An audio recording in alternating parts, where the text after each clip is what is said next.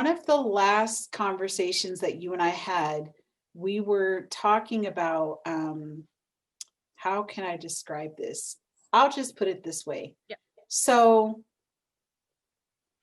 one of the conversations that came up in class in child development, we were talking about theories, and the discussion at the very end, there was a student that's like, I don't think we should be talking about these white males that came up with these theories. I think you're choosing to stay ignorant. And that statement was directed towards me, and I was totally fine with it. And I thought it was really interesting. And I'm still not so much frustrated in the conversation. The conversation didn't bother me at all.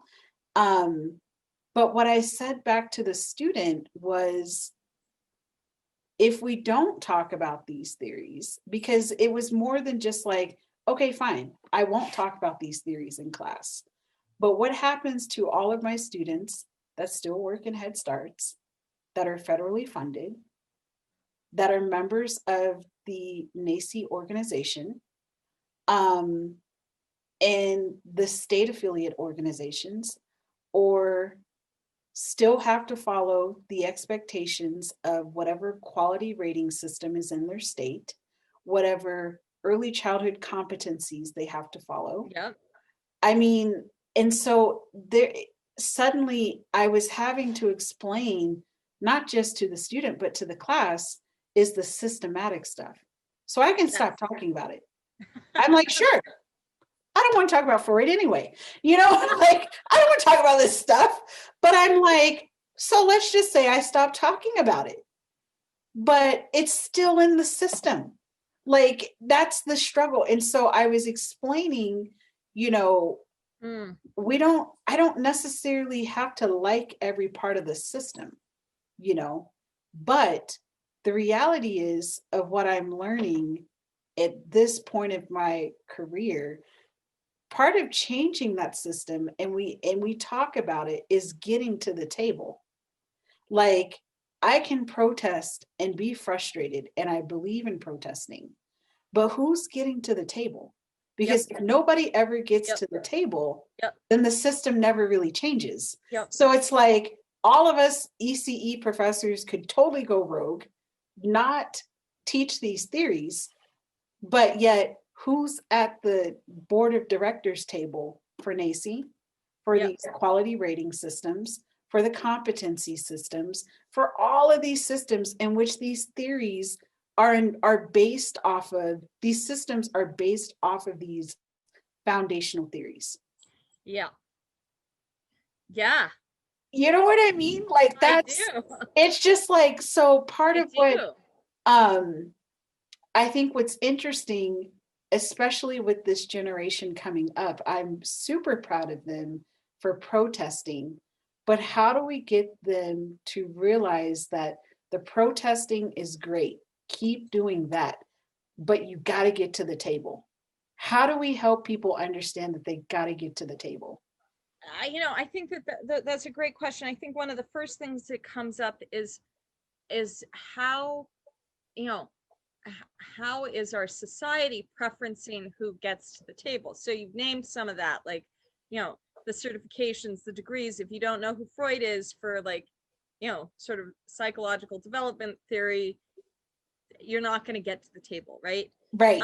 So I think that, like, being savvy about what are the roadblocks, and then as people who are, showing up, making sure that we're supporting getting those roadblocks out of the way. So making sure that, they know about Freud, but also, just even all the work that's happened in the last generation around learning differences. Like, maybe if they're going to talk about Freud, they can, like, also do an oral presentation as opposed to just a written report, and start to, like, push those narrow boundaries that have preferenced,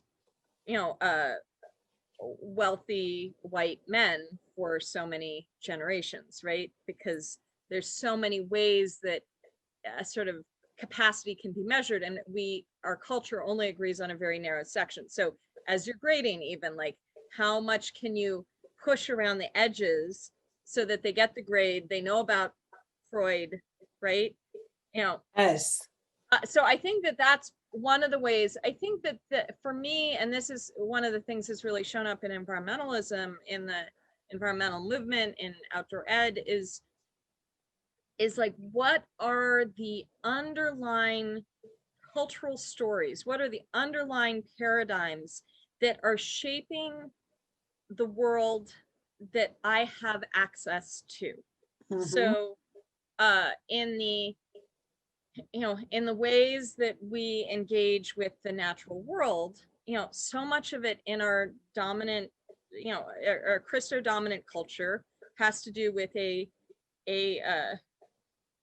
uh, a particular view of the Garden of Eden story, Mm-hmm. right? Mm-hmm. Where, there's like sort of no work that's being done on the land because it's just paradise. And then, we are divorced from the paradise because we've fallen and it's the woman's fault. So then anything that's feminine also becomes problematic, right? Right.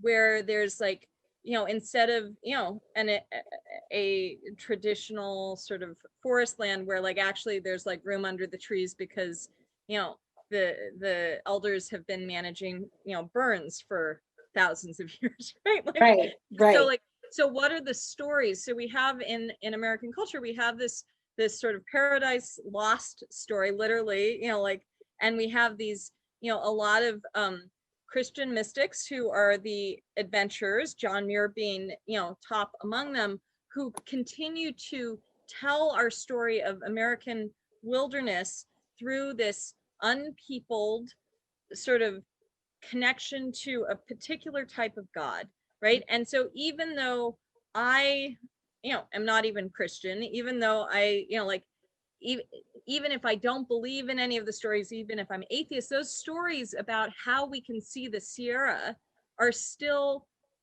defined really by John Muir's Christian mysticism from 150 years ago. So Right. I think that one of the pieces is to understand, to really start getting at what are the root paradigms. You can't understand our connection to the natural world as a culture until you have looked at the story of the Garden of Eden, whether it's from whether you're doing it from a religious perspective or cultural perspective.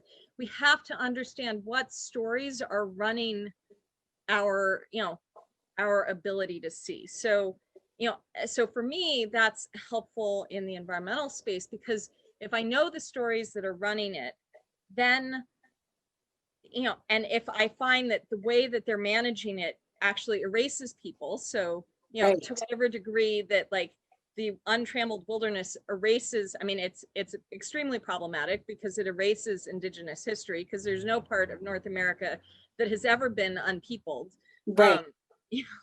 Right. so so so I know that I have a problem with that worldview, but I'm not going to sit out and protest. I actually know that I have to change the whole paradigm, Yes.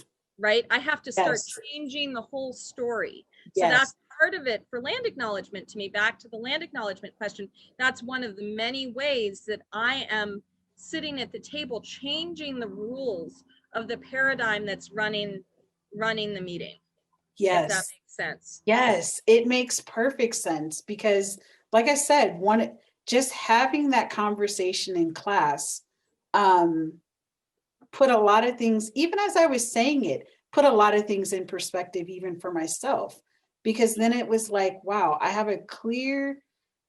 felt like I was becoming more and more clear about the systematic things Yeah. and the amount of work it takes. And it was just like, okay, that really just happened in class. Like, I'm professing to you, and yet I'm professing to myself at the same time, realizing it suddenly where I am at the table there was a value to it. Not that it Yeah. didn't mean anything before, but it was more than just like, well, I'm on a board. It was like, no, like, I'm really on this board, and what I share as a human is going to change a narrative someplace. Exactly. And that was really, really powerful for me to realize in that moment, you know. And then I just think about other, and it's not just environmental ed, but even in early childhood, and even in doing these interviews or any other spaces that I'm on, it's like, wow, that's really powerful, you know. Yeah.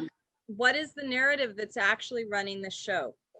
Exactly. It's because it's never only the science, it's never only the studies, it's never only any, you know, any of these other things, the ecology, what have you. There's always a deeper narrative that is actually informing how we're doing it. And unfortunately, the narrative that has been dominant is one that diminishes women, diminishes gender fluidity, diminishes anybody who is not at the one end of the spectrum of racial color, diminishes any non-Christian and in some cases non-Protestant religious views. You know, and so, and now I'm it just, any place where you're intersectional, and you know, to your listeners, any apologies if I haven't mentioned a space that shows up for you. These narratives all are about keeping that, you know, in the end, that white supremacist colonial patriarchal story in power, even if the people who are perpetuating the narrative don't have any intention around it. That's what's so powerful about these underlying narratives, is that they have us without knowing it. You know, they have us without knowing it, and oftentimes they don't give us any way out. So you take a lot of the climate crisis, and the science is totally real. Science is totally real. But when I see friends talk about it in a way that's an Armageddon end of the world scenario, Right. in the Armageddon narrative, there's no choice point for us. We have, there's no action. If the end of the world is actually coming, there's no action that we can take in that narrative that brings change or freedom. So if we're going to only live in the climate crisis as an Armageddon Armageddon narrative, we have, it's already over. So what is the narrative that we can put the climate crisis in that gives us, you know, a way out, that allows for change? Yes. I mean, all I can do is just snapping. I'm so serious. I love it. And so, I think that to say to your children that, or to your students, to say to your students, that's how you get power. When you are at a place where you can start to change the narrative that is underneath everything. No, I don't want an Armageddon neighborhood, or I keep saying neighborhood. I don't want an Armageddon narrative. I want a narrative that has an option for us. No, I don't want a narrative where children are sort of controlled automatons of their parents. I want a narrative where children are in freedom. Right. Like, I don't want the originalist narrative of the Constitution. I want the narrative where actually all, you know, we're all created free and equal. Like, so what's the narrative that we're choosing here? Yes. Oh my gosh. Yes. So, okay, I'm going to kind of shift. I know. Y'all don't realize, like, Seraph and I can do this for hours. And when we come out of the Zoom bubble, our families are like, so what was going on? Seraph and I, we started in a meeting and we just go, you know, we just get in, we go in. So one of the many conversations that we had early on that still like strikes a chord with me is language. And the reason why I bring this up, especially going back to how we connected through the Green Schoolyards, and as we've been going through that framework and that process, it's been really interesting navigating how to present the framework ultimately, not just in English, but accessible for other people with different languages. And I would love to, not just, I've heard you talk about this, but just addressing why that is so important, because you brought again, bringing your own story, your own experience living in San Francisco. Um, and I want to say, didn't you say at one point like 150 languages? I don't even know if I'm quoting that right. Oh, Um, there's a lot of languages in California for sure. and so, I mean, just hearing that, and here I am in Arizona, I'm like, oh, we just, English and Spanish, and yeah, naively saying that. And there's so many more languages. There's the tribal languages as well, too. But why is it so important to ensure that we're not just translating things for English, Spanish, German, like, and I say the traditional languages because I remember at one point in one of our working groups, and I don't think you were there that particular day, but it was just like, well, we could maybe do like the top 8 languages. I remember someone saying this that I thought, you really can't, because you're silencing everyone else that doesn't speak one of those 8 languages. You know, how do you overcome those barriers? Like, there's things in the Autham language they don't have words for. So, like, when I think about the framework of what we're doing in green schoolyards, like, how would we translate that in Autham when there may be words that don't even exist? So, how, like, I feel like there's so many spectrums to it. Like, I could almost understand and kind of, I'm air quoting, the 8 languages, right? But then I can't deny the fact that I'm at a tribal college where we're trying to revitalize and bringing the Autham language back. And it's like, this, where the college is located, it's on Autham lands, you know? Um, they don't have to be taught about environmental ed. That is a part of who they are as people. But how could we make sure that this type of framework of what we're doing can show up in that space so they can do Yeah. it in their public schools or whatever schools that are on that nation? So I just feel like there's so many extremes, but I have a feeling you got a really good answer. I have a feeling. I mean, I think that that's a really great multifaceted question. And if you ask it to me tomorrow, I'll probably give a different answer. I think I want to start out with like that some of it has to do with context and who is getting centered, right? Okay. To answer that question. So so context of green schoolyards, right? So, and who is, who's receiving. In San Francisco, in California, we have a lot of immigration into this state. We have, a long history of immigration into the state that comes with a lot of language variation. Mhm. And the context with green schoolyards is that we're really looking at how do we continue to make sure that children have the best possible education, during COVID times. And, sort of a tenet of the green schoolyards framework is that education is going to be better and safer if it can happen outdoors. Right. We're all so zoomed out. Our kids are zoomed out. What can we do to train teachers, to train parents, to train informal leaders, to get kids outside and teach them there? And so some of our conversations in you know in our working group had to do with, well, who is the community then? Because if the kids are, what's so interesting about this COVID online schooling situation is that in so many cases the kids are back in their community rather than in even their neighborhood school, which Right. oftentimes the teachers and the administration aren't representative of the communities that they're coming from. And so if you're back in the community and you're relying on the whole network of community to do the educating, not just the parents, but the aunties and uncles and grandparents, right? Even peer-to-peer cousin learning, right? But it's Right. like much more, it becomes, how is the extended family, the extended community teaching the kids?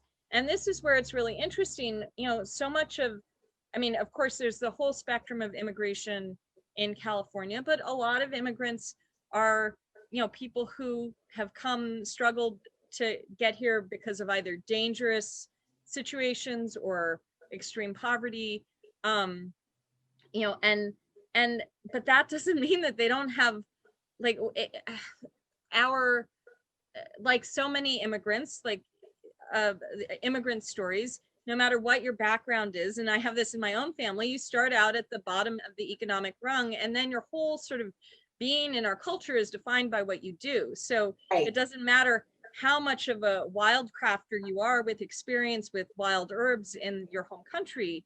You know, if you come here and what you can do is be a janitor or a custodian, you're going to take that, because when you're, it just, it's, you know, and again, this is what my family did when they came to this country. And so, but when you're putting kids back into the community away from the schools to learn, what are the skills and what are the knowledge bases that we haven't been collecting and supporting as a country, as a larger community, as a larger, you know. So this auntie who is a, you know, maybe doesn't have any English, but maybe like has these magic skills as a wild crafter, you know, like, can we put her in charge of like science education? Because Right. like, because that's like actually she maybe has all that wisdom and knowledge of how to, you know, how that's supposed to be. She just doesn't have it in the narrow pathways that we require success to look like in this country. So all of that to go back, one of the things with green schoolyards is that if we're able to get enough of the resources into enough of the different languages, then there's an opportunity for the what have been wisdoms that have been hidden by all of our, you know, sort of challenges in life to reemerge and really support the kids that are otherwise having, you know, it's challenging for kids right now. So I think that's like, that's one of the things. You know, so there's like, just what is the context for asking about languages? If we're only asking for all the green schoolyard stuff to be in English, then like, you know, it's a missed opportunity, honestly, to meet the communities that you know are probably having the most connectivity problems, and that, you know, that are already under resourced, and that, you know, like, we're just, it's a missed opportunity. You know, and I think that the final piece of that is that so often with languages, you see language, you know, assimilation happens in generations. And so the kids may be fine with speaking English, even as their primary language. But again, the wisdom, it's like the wisdom still may be sitting with the elders. Right. And like, do we have a way to access that wisdom? Yes. Who maybe don't speak English. So that's the first context.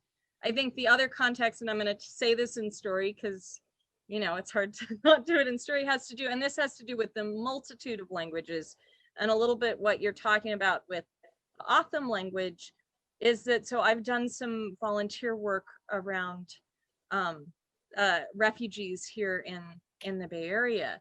And one of the things that that faith groups had been doing until COVID hit was actually going into ICE courtrooms and sitting there to just to be a support to the asylum seeker, and also to, you know, to let the judge know that they're being seen by American citizens, you know, like all of that. You know, and you know, just the language challenges there, even like, so one time it was a whole room full of folks, and you know, and the judge said, is there anyone here who doesn't speak Spanish? And then the Spanish translator said, is there anyone here who doesn't speak Spanish? You know, but like, there are so, you know, so often in the, you know, what I've seen in the refugee work is that it's also has to do with indigeneity.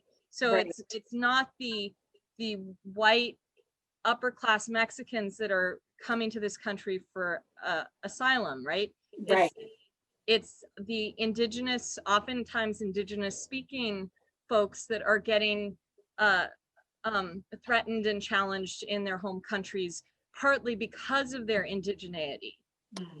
Even though in this country, we tend to see them all as Latinx, right? And so, you know, just the number of I was just reading an article the other day about like mom speakers, and which is a Mayan language. Or another time I was in a ICE in an ICE hearing, and they couldn't find a translator who could translate the emotional experience correctly into Quechua for the asylum seeker to effectively make her case. So she had to actually do her whole testimony in Spanish, because the Spanish translate, which was her second language, you know, so that, you know, and so when you're looking at those particular languages, when you're looking at the indigenous languages, and that's where it's like, who are you centering? Are, you know, is the purpose of this to get as many kids educated as possible, or to have it be as available to as many,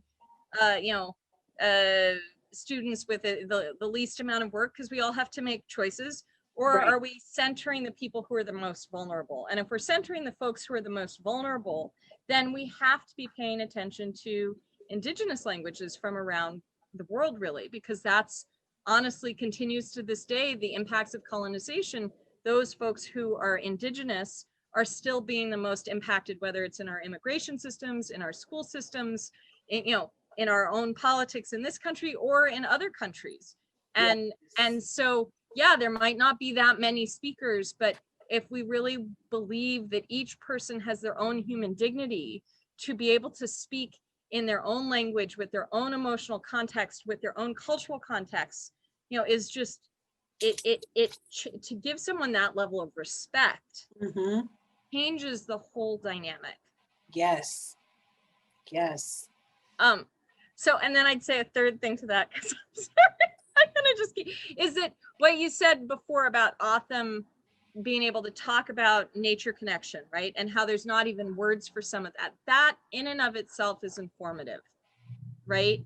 If like, you know, if the fact that we have to have so much language about how we as humans connect with the natural world of which we are a part of actually speaks to our disconnect, right? Right. So bringing in these different language pieces, you know, language is so powerful. Like how we, you know, in English, how we use the passive tense to go from, you know, someone who's a perpetrator to the victim who is forever victimized in a noun form. Jackson Katz does an amazing TED talk about this, where, you know, John beats Mary, becomes Mary is a battered woman, you know, in very, very quickly.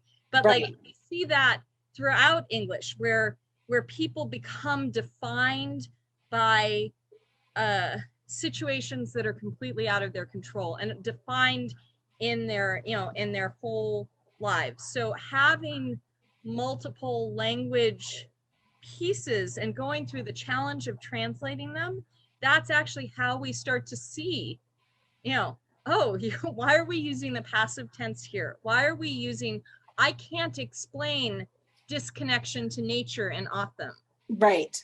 Like it doesn't exist. And like, and that actually points to where trauma is, where healing potential is. And so just as a tool of restoration, I guess, restorative healing, working with that level of language nuance is just incredibly powerful. I mean, I think so much of it is context, like you're saying. Like if I were sending my kids to a Jewish preschool, I would expect to see a lot of books about Jewish holidays and not any books about Christmas.